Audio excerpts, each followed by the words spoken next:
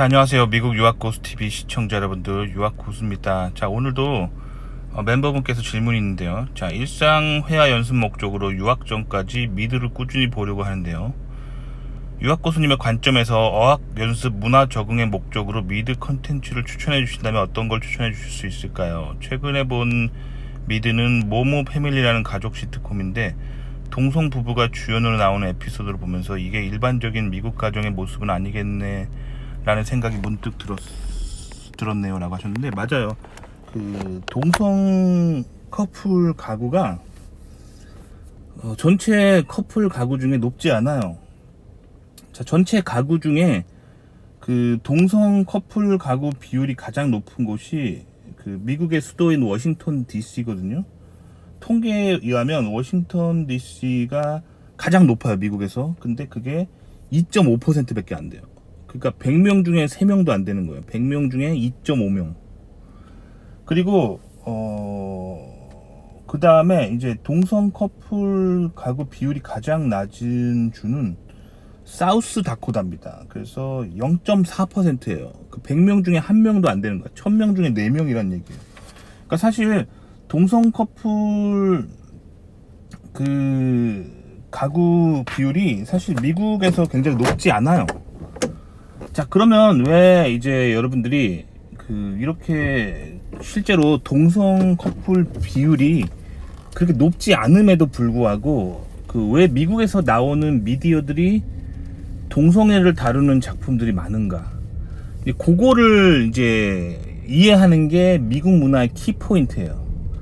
아시겠죠? 마찬가지로 한국에 요즘 동성애가 굉장히 이제 이렇게 활발하게 한국도 열리고 있죠. 원래 한국이 그런 나라가 아니었거든요.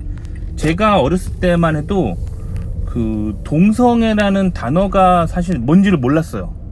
뭔지를 몰랐습니다. 그러다가 제가 중학교 때인가 그 다큐멘터리로 그 한국 다큐멘터리에서 한번 빵빵 때린 적이 있어요. 강남에 뭐 바가 있는데 거기에 남잔데 그 여자처럼 옷을 입고 머리를 기르고 그렇게 한 남자들이 이제 같은 남자랑 뭐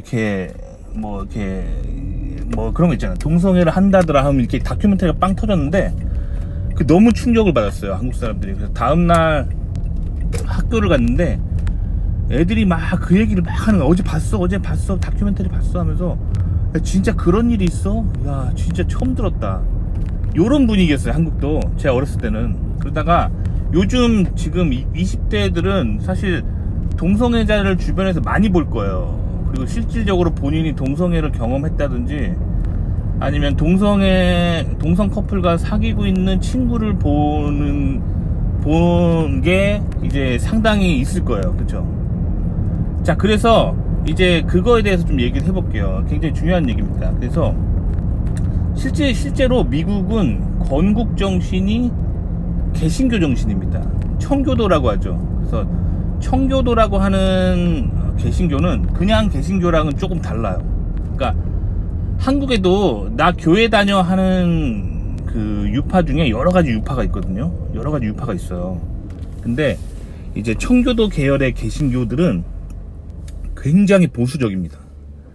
그 같은 개신교 안에서도 매우 보수적인 사람들이에요. 그래서 이 사람들은 성서주의적인 관점을 취하거든요. 그래서 성경 말씀에 나와 있냐 안 나와 있냐 그거 가지고 막 이렇게 굉장히 깐깐하게 따지는 유파예요.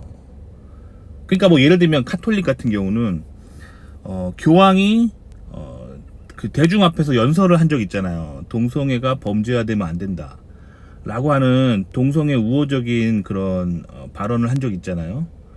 그렇게 하면서 이제 그 카톨릭 교황이 세계적인 동성애 잡지의 표지 모델로 등장하고 뭐 그렇게 됐잖아요. 그러니까 카톨릭은 그 뭐랄까 신학적으로 취하고 있는 형태가 성경을 인본주의적으로 해석하는 거예요. 인문학적으로. 그래서 인간의 문화에 맞게 그 인간의 인기를 끌기 위한 해석법이에요. 그래서 교황 같은 경우는 최근에 그런 발언을 한 거고, 미국을 건국한 청교도는 정반대로 해석합니다. 그러니까 종교 시스템의 수장을 완전 무시해요. 종교 시스템의 수장을 무시하고 성경에 그 말이 나와 있는가를 따지는 거예요. 즉 성경에 충성하는 세력들이 이제 청교도입니다. 그래서 이제 미국 교회 같은 경우는 뭐 예를 들면 목사가 이제 좀 정부의 압력을 좀 받아가지고 동성애를 좀 허용하는 설교를 해라 뭐 이런 압박을 받았어요. 그래가지고 어쩔 수 없이 그 미국 교회에서 예를 들면 목사님이 동성애를 우리 기독교가 너무 편협적으로 보지 않았는가, 우리도 좀 동성애에 대해서 좀 열린 마음을 가져야 되고 동성애자들도 목사가 될 수 있고 그런 거를 우리가 기회를 열어줘야 된다 이런 얘기를 하잖아요. 그러면 미국의 청교도의 후예들은 성경을 펼쳐봅니다. 저 목사가 한 말이 성경에 몇 장 몇 절에 나와 있는가 그거를 반드시 비교해요. 근데 성경에는 클리어하게 6번이나 반복적으로 동성애는 하나님 앞에 가증한 죄라고 나와 있기 때문에 목사가 거짓말 했네 라고 판단하는 거예요. 그 다음에 목사를 쌩까입니다. 목사 쌩까요. 그래서 그 교단을 다 탈퇴해버려요. 그래가지고 이제 이런 분위기가 이제 미국의 청교도 정신이란 말이에요. 아시겠죠? 그러니까 그 종교 시스템의 수장보다는 그 성경에 나와 있느냐 안 나와 있느냐 이거를 따지는 세력이 청교도예요. 이제 이런 세력들이 건국한 국가이기 때문에 사실 미국은 동성애에 굉장히 보수적이에요. 동성애를 굉장히 반대하는 사람들이 굉장히 많아요. 그래서 미국 남자들은 그러니까 건강한 가정에서 자란 남자들은 자신이 행여나 실수로라도 동성애자처럼 보이지 않을까 매우 조심합니다. 그래서 막 남자가 머리를 너무 패셔너블하게 하지 않고요, 너무 패셔너블한 옷을 입지 않는 그런 패션 코드를 가지고 있어요. 그래서 어느 정도 이제 품이 있고 뭐 멋진 옷까지는 오케이인데 너무 패셔너블한 거는 피하는 거예요. 아시겠죠? 그래서 이제 K-팝의 영향을 굉장히 많이 받은 이제 한국 남자들은 이렇게 좀 좀 세련된 사람들은 옷을 굉장히 패셔너블하게 하고 머리도 굉장히 막 이렇게 염색하고 패셔너블하게 하거든요. 그런 사람이 미국에 오면은 미국 사람들은 암묵적으로 저 사람 동성애자인 것 같은데 이렇게 생각하는, 게이인 것 같은데 이렇게 생각하는 거예요. 그러니까 미국은 겉으로는 게이에 대해 굉장히 오픈마인드인 것 같으면서도 동성애자에 대해서 굉장히 오픈마인드인 것 같으면서도 굉장히 보수적이에요. 자, 그럼 왜 이런 잣대가 나타나냐면 성경 때문입니다. 자, 성경의 창세기를 보면은 선악과를 하나님이 에덴 동산 한가운데 두셨죠. 그리고 따먹지 말라고 하잖아요. 근데 생각해보세요. 하나님이 정말로 그거를 따먹는 걸 원치 않으셨다면 선악과 주변에 콘크리트 펜스를 쳐놓으면 되잖아요. 그리고 행여나 그 펜스를 뚫고 올까봐 그 주변에다가 뭐 칼든 천사들 한 부대를 딱 갖다 놓으면은 절대 못 따먹겠죠. 근데 성경을 자세히 읽어보면 그렇게 하지 않으세요. 아무런 제약이 없습니다. 그리고 맘대로 선택할 수 있게 합니다. 그래서 선악과를 따먹으면 이제 하나님을 배신하는 거고, 선악과를 안 따먹으면 하나님을 안 배신하는 거죠. 요 그냥 자유를 있는 그대로 보장해 주십니다. 이게 바로 자유의지예요. 이게 바로 하나님이 인간을 향한 사랑의 표현입니다. 자신이 만들어 놓은 인간을 맹목적으로 자신에게 이렇게 충성하도록 강요하지 않으세요. 자유의지를 주십니다. 그렇기 때문에 미국의 문화는 사실 굉장히 성경적이에요.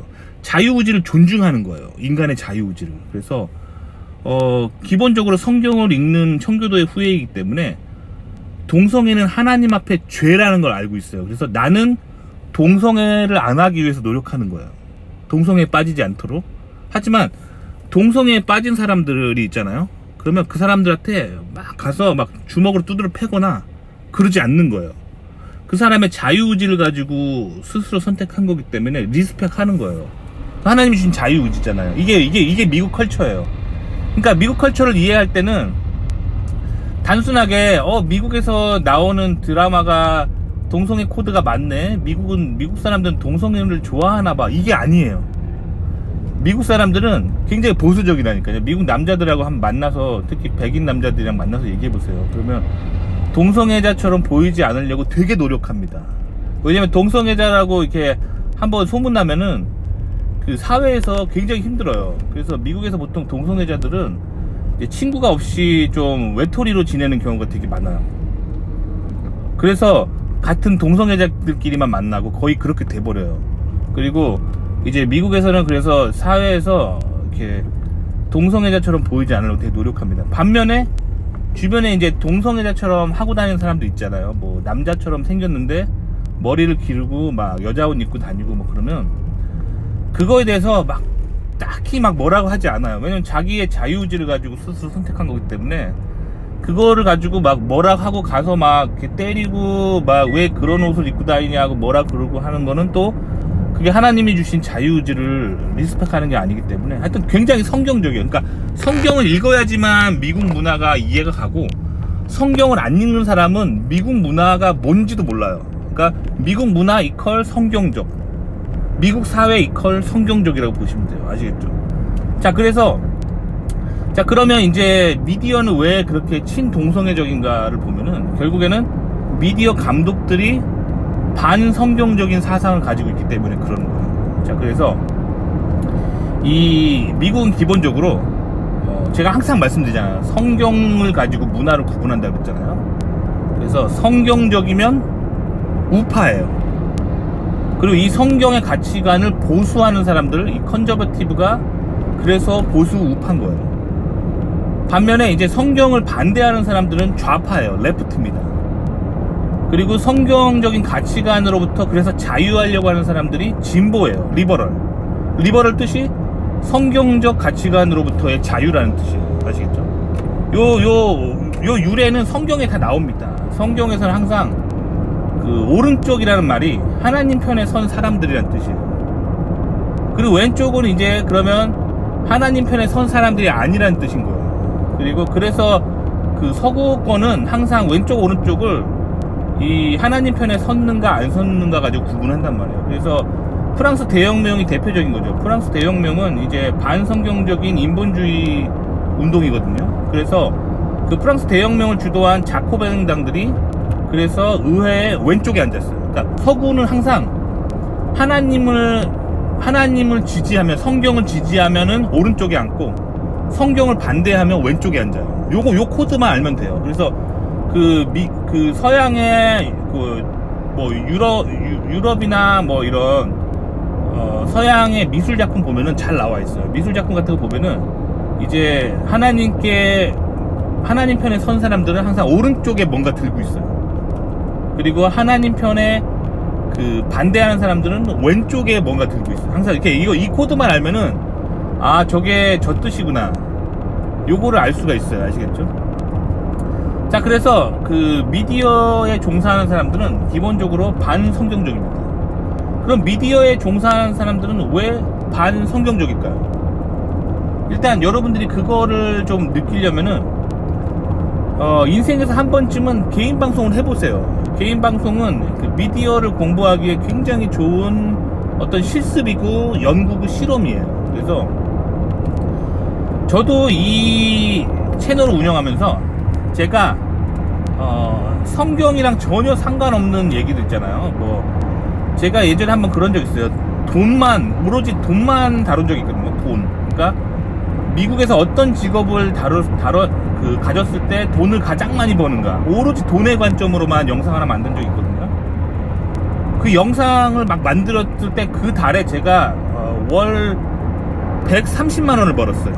월 130만 원. 자, 그리고 이제 지금 이 영상처럼 이렇게 성경에 대해서 이야기하고 성경적인 가치관에 대해서 얘기하잖아요. 그러면 조회수가 확 떨어져요. 그래서 이런 식으로 이제 한 달 내내 방송을 하면은 월 20만 원도 못 벌어요. 그래서 전 지금 요번 달 예상 수익이 월 20만 원도 안 돼요. 월 한 17만 원? 뭐 요 정도 나올 것 같네요. 그러니까 저도 이거를 확실히 깨달았어요. 그리고 예전에 제가 미국의 그런 성문화에 대해서 내가 충격받은 얘기를 했었거든요. 제가 예전에 미국에서 한 도시를 여행을 갔는데 거기가 이제 굉장히 개방적인 도시인 거예요. 굉장히 진보적인 도시여가지고 여자들이 옷을 어떻게 입고 다니냐면 여름에 비키니 있잖아, 비키니 비키니 상의 브라 있잖아요. 그것만 걸치고 위에 다 벗어요. 다 벗고 그 비키니 상의만 입고 밑에는 이제 비키니 하의를 입고 돌아다니면 좀 민망하니까 하의는 비키니 수영복이 아니라 그냥 청 반바지인데 이렇게 핫팬츠라고 하죠. 청 반바지를 입고 그 패션에다가 핸드백 하나 딱 걸치고 다니는 거예요. 여자들 다 그러고 다녀요. 그러면 이게 굉장히 충격적이거든요. 왜냐면 그리고 이제 그 동네 사람이 다 그러고 다니는 거예요. 일상생활 하는 거예요. 그리고 막 그냥 뭐 은행에 업무 보러 가고 뭐 커피숍에서 커피 마시고 학교도 가고 직장도 그러고 가고 다 그러고 다니는 거예요. 굉장히 충격적이잖아요. 충격적인 그 모습에 대해서 제가 얘기를 했었거든요. 그때 조회수가 엄청나게 높았어요. 엄청나게 높았고, 그리고 또 이제 그때 그 영상을 남겼을 때 이제 제 영상에 댓글 남기신 여성분들이 있었는데 저한테 뭐라 그랬냐면, 저 미국에 살고 있는데요, 뭐 이런 거 가지고 충격받고 그러세요. 너무 순진하시네요. 흐흐흐. 요렇게 댓글이 달렸어요. 그러니까 굉장히, 그러니까 그 진보적인 스탠스로 영상을 만들면 조회수가 굉장히 잘 나와요. 그리고 돈을 많이 벌어요. 그러니까 영화 감독이나 뭐 방송인이나 뭐 방송국 PD나 뉴스 이런 거 할 때 자, 보수 우파적인 스탠스를 취하는 것보다 좌파 진보적인 스탠스를 취하는 게 돈을 많이 버는 거예요.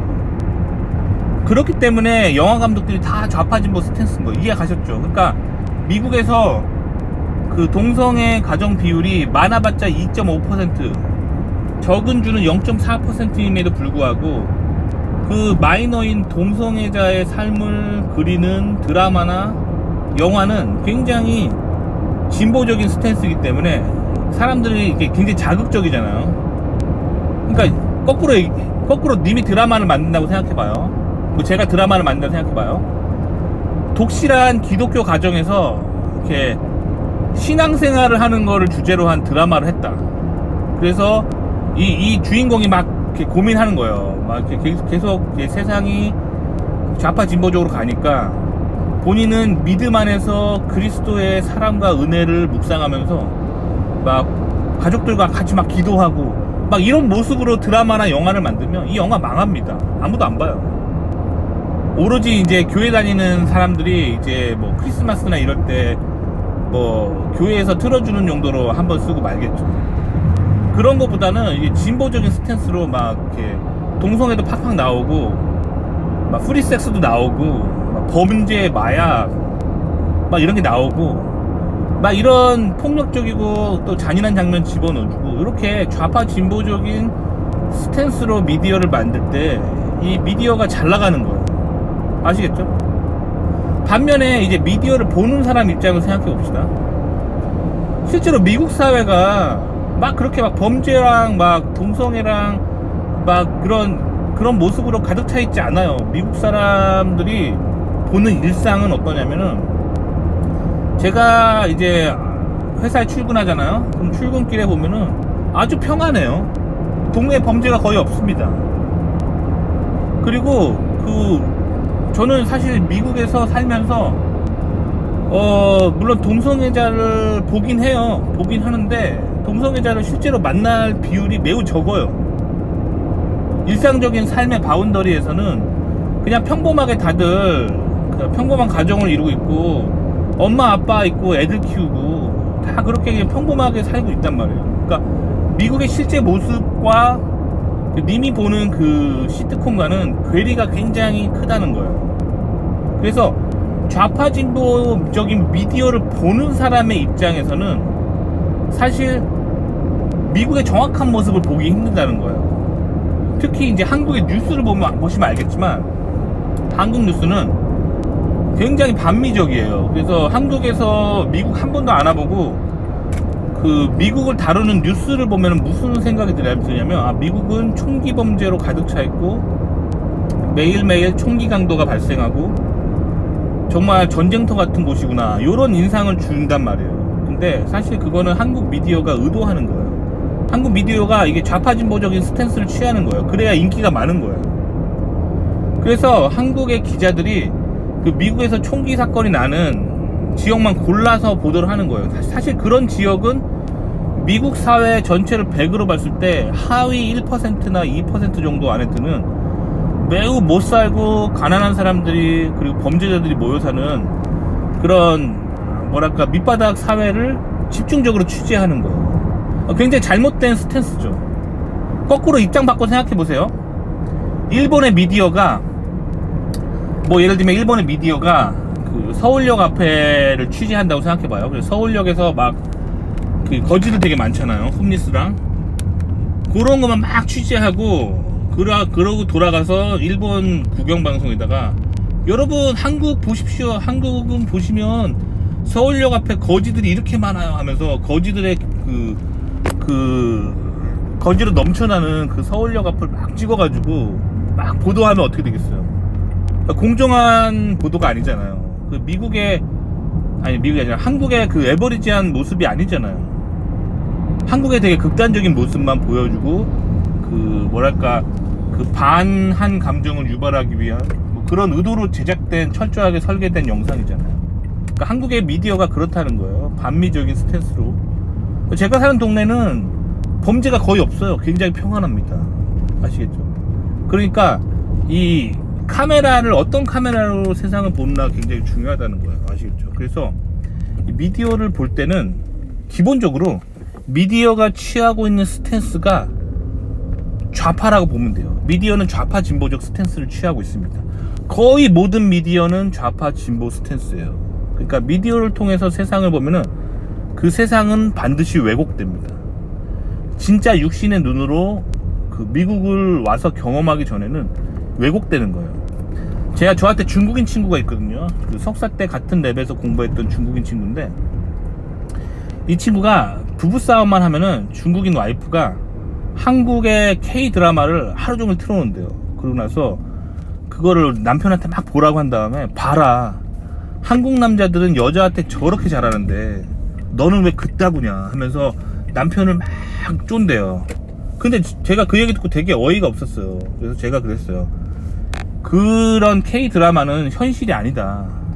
그거는 그 여성들 듣기 좋아하는 그 주제만 모아놓은 여성향 판타지 장르의 야동이다 라고 제가 얘기를 해줬어요. 정상적인 그런 영상이 아니라고 얘기해줬어요.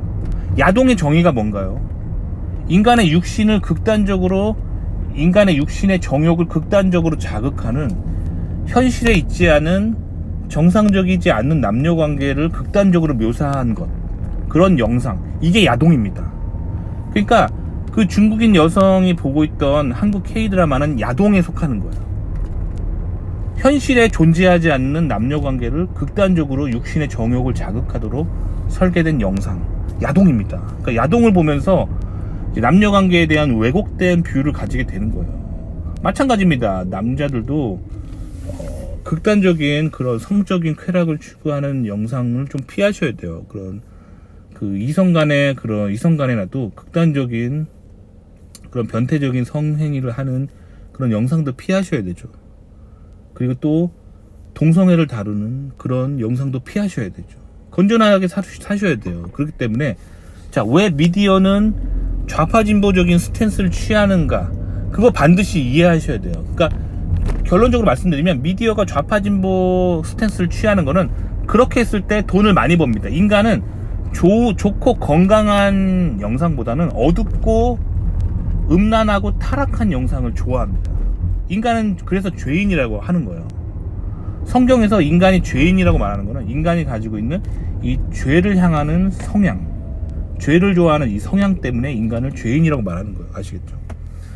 그래서 미디어는 기본적으로 카메라 돌리는 사람은 좌파 진보적인 스탠스를 취하려고 합니다. 돈을 벌기 위해서.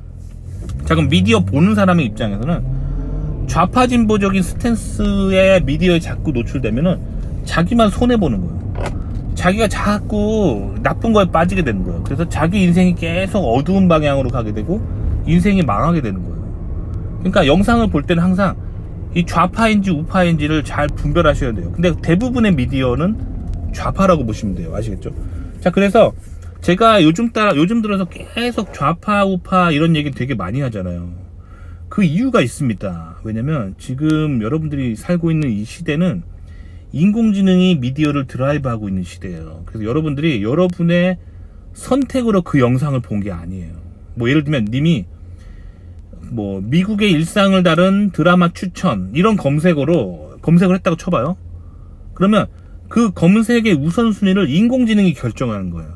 인공지능은 되게 똑똑합니다. 그래서 인공지능은 우성향으로 사람들에게 뭔가를 보여주는 것보다 좌성향으로 보여줄 때 그 자기 자신이 인공지능 자기 자신이 돈을 많이 벌어들인다는 사실을 알고 있어요. 되게 똑똑합니다. 그래서 가급적이면 인간에게 좌성향이 강한 강좌 드라이브를 걸려고 매우 노력합니다. 그래서 인공지능 미디어에 노출되면은 계속 좌파에 빠지는 거예요. 특히 나이가 어린 사람일수록 이 뭐랄까 그 뇌 안에 들어있는 경험치가 낮기 때문에 이 좌성향에 빠지기가 굉장히 쉬워요. 그리고 요즘은 스마트폰 시대라서 다들 스마트폰 가지고 다니시잖아요. 그렇기 때문에 앞으로 인간 사회에는 강력한 좌드라이브가 걸릴 거를 저는 알고 있기 때문에 여러분들한테 계속 경고를 주는 거예요. 좌파에 빠지지 말라고. 아시겠죠? 그러니까 기본적으로 미디어는 다 좌파라고 보면 돼요. 그러면 굳이 미디어를 통해서 영어를 공부하고 싶고 미국 문화를 공부하고 싶다면은 그나마 미디어 중에서 강좌가 아닌 그냥 중도 좌파적인 거 정도로 선택하는 수밖에 없죠. 그러니까 나쁜 거를 피하기 위해서 좀 덜 나쁜 걸 선택할 수밖에 없는 거예요. 그러니까 미디어는 다 보면 볼수록 좌성향에 빠진다고 보시면 돼요. 아시겠죠? 그렇기 때문에 자기의 눈과 귀를 보호하는 게 굉장히 중요합니다. 인간의 뇌도 컴퓨터예요. 사실 인간의 뇌가 컴퓨터라기보다는 컴퓨터가 인간의 뇌를 복사한 거죠. 즉 인공지능이 인간의 뇌 구조를 복사한 거예요. 그래서 인간의 뇌도 머신러닝을 합니다. 님이 좋은 것을 봐야 님이 성공적인 인생으로 가는 거예요. 그러니까 좋은 미디어를 보셔야 돼요. 반면에 님이 자꾸 나쁜 미디어를 보면은 님의 인생이 실패하는 거예요. 아시겠죠? 자, 그렇기 때문에 저는 님에게 그 미국의 그런 문화를 배우기 위해서 그 님이 어떤 드라마를 본다면 굉장히 조심하라고 말씀드리고 싶습니다. 아시겠죠? 그래서 제가 그 미디어를 볼 때 항상 이렇게 굉장히 조심한다는 거, 님도 조심하는 게 좋다는 거, 그거를 제가 얘기 드리고 싶어요. 특히 요즘 나오는 미디어 치고 다 폭력적이잖아요. 다 범죄를 다루고 있고 다 뭐 이렇게 강력 범죄 아니면 강력한 뭐 성적 판타지 이런 거를 주제로 한 드라마들이 너무 많기 때문에 사실 요즘은 미디어 노출을 최소화하시는 게 좋아요. 최소화하시는 게 좋아요. 그래서 사실 저는 그래서 그 제가 이제 저도 요즘엔 미디어를 안 보려고 되게 노력합니다. 미디어로 영어 공부를 굳이 하고 싶다고 하면은 한 1990년대나 80년대에 나온 옛날 고전 영화나 고전 드라마 있잖아요. 그런 거를 차라리 보세요. 그런 거를 이제 뭐 어디 그 스트리밍 방송에서는 요즘 나오는 거는 이렇게 최신 영화나 드라마는 다 너무 진보적이고 옛날 걸 좀 보세요. 고전 영화나 고전 드라마를 보시는 게 그런 고전 미국 영화나 고전 미국 드라마를 보시는 게 좋을 것 같아요. 아시겠죠? 그래서 미디어 시대에 요즘 굉장히 위험한 시대를 여러분들이 살고 있다는 거, 그 얘기를 좀 드리고 싶습니다. 도움이 되셨기를 바랍니다.